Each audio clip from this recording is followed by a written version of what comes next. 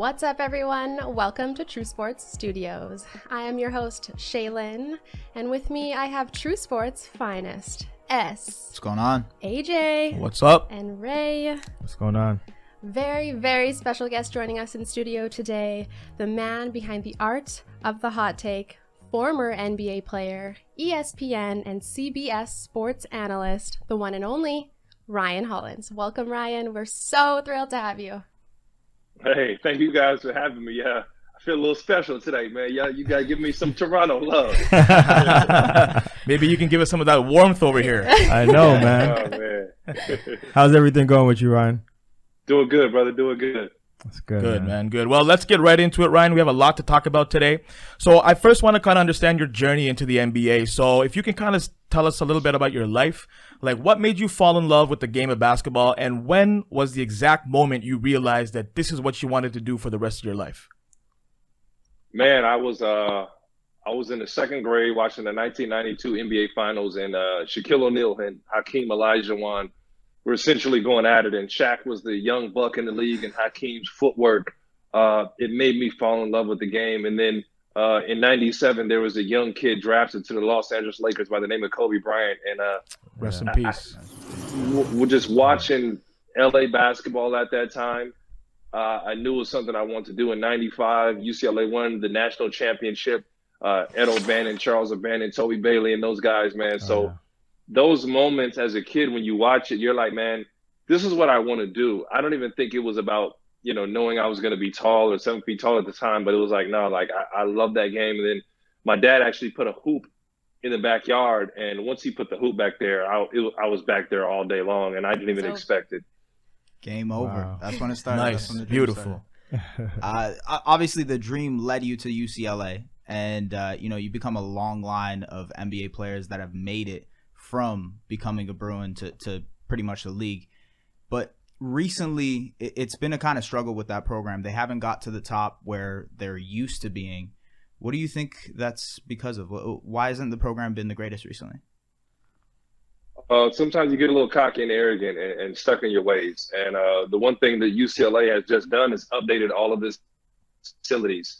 The best and worst thing for UCLA, I would say, basketball in those times was John Wooden Day, Right. because everyone expected and wanted to recreate what Coach Wooden did, as amazing as he was. And it was just a different generation. So the UCLA that was good enough for Kareem or Charles and Ed and those guys to come and play and win a national championship, it wasn't translating to these kids. And college basketball is all about recruiting. You can have some of the most amazing coaches in the world, but you don't have the players coming in, and you're not catering to what those kids want, and your facilities aren't up to par. You can be behind. And right now UCLA is getting back in the swing of things, so I expect them to be back. Okay. Let's hope. That's amazing, man. And I'm sure they will. Programs like that, with the amount of funding that they get, it'll get to that point. But UCLA to the NBA, that was the journey for you, and I'm sure there was more bumps in the road in terms of that. But you had a very long career in the NBA. You played for 9 NBA franchises, which, by the way, I don't know if you know, but it's tied for third most all time in terms of. Did you know that, Ryan? There you go. Yeah, There you go. That's the first time I've ever heard that. You're a journeyman, man. You're a journeyman, but in the best way possible. You always had an impact in the locker room. So I wanted to ask, just in general, in terms of all the teams that you've been on, what was your favorite? What was your favorite city? What was your favorite team? What was that spot that you always remember?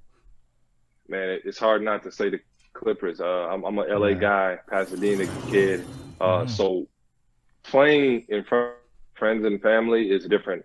When you come to the game and a security guard you went to high school with, you see him, you're comfortable. When you walk outside and you see, some of your elementary buddies, in front of Staples, like, it's special. Yeah, it's just a different setting.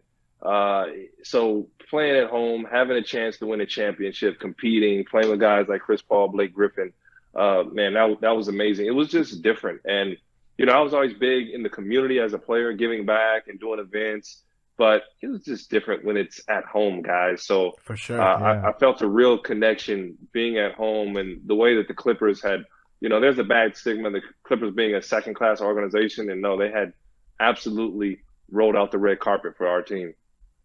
That's amazing, man. And you mentioned Chris Paul, and I kind of want to talk about the amount of great point guards that you've ended up playing with throughout your career, whether it's John Wall, right, Chris Paul, Rajon Rondo, Kyrie Irving. You've been in practices with these guys. You've been on the road with all of them. Which one of them was the greatest teammate versus which one of them was the greatest player on the court, in your opinion? I would say greatest teammate of point guard play. Let me think. I would say Mike Conley. Mike Conley's a guy that definitely opened up his house to guys. He's one of the most humble stars that I've ever played with. Cool, calm, and collected. And, to me, it's hard to say you're humble and a good teammate off the court if you aren't on the court. So, like, a guy like Mike Conley, for those who don't know, he could have averaged, 25 points, 20 assists. He could have been top in the NBA in any categories, but it may have been a selfish stat. It may have not been a stat that would have helped the team win. So Mike Conley gave the team what the team needed. If he needed to pass the ball into Marc Gasol or, make sure Zach Randolph was getting, a double-double to get him going, that's what Mike Conley did. So for me, he was one of the most selfless. And I would probably say the best player that I played with at the point guard position, It's gotta be Chris Paul, no? I think Baron Davis is a better player. Oh, Baron Davis. I think Baron Davis was a better player. Yeah, I understand. Maybe not when I played with him, but yeah. as far as just 6'4", can handle the rock, jump out the gym, shoot from deep, gamer mentality. You don't get better than Baron Davis. So I would definitely keep Baron Davis in those ranks. I think Steven Jackson is still pitting his shoulders still to this day. Right? Isn't that what he's doing right now? That dunk was amazing. You gotta think about when Golden State had that unreal run when they upset that number one seed Dallas in those playoffs, and Baron Davis was a huge catalyst. Oh, of course, he led that and led that charge. Unfortunately they were eliminated by Utah. But Darren Williams, man. Yeah. Baron Davis, I'm actually really surprised with that answer, Ryan. I mean, that's pretty dope, man. I love Baron Davis. He's a great player. He's an LA guy too. He just didn't have the career.